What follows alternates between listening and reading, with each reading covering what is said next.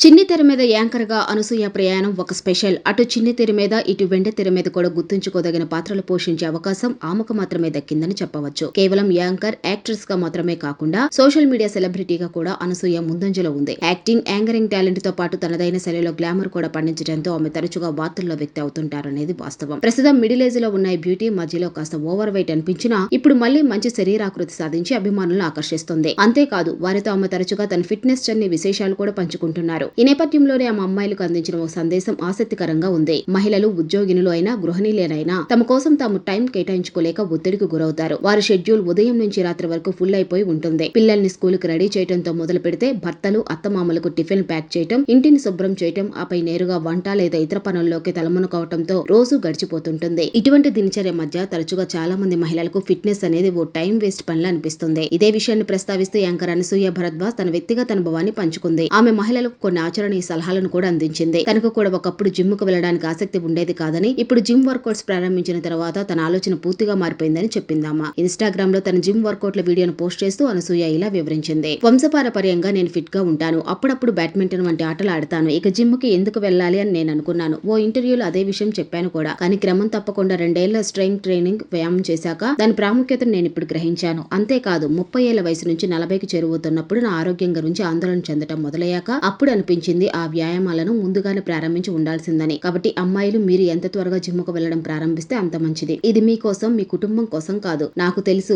మీరు 3 పూటలా వంట చేయాలి. మీ భర్త, పిల్లల, అత్తమామల బాగోగులు చూసుకోవాలి. కానీ మీ ఆరోగ్యాన్ని నిర్లక్ష్యం చేయవద్దు. మీ కుటుంబాన్ని కూడా కొంత భారం పంచుకోమని చెప్పండి. 1 గంట మీకోసం మీరు కేటాయించుకోండి. అప్పుడు మార్పు చూసి మీరే మీకు థ్యాంక్స్ చెప్పుకుంటారు. జిమ్ముకు వెళ్లడం ఒక అవసరం, విలాసం కాదంటూ ఇన్స్టా ద్వారా అనసూయ అందించిన సందేశం ఎంతైనా అనుసరణీయం.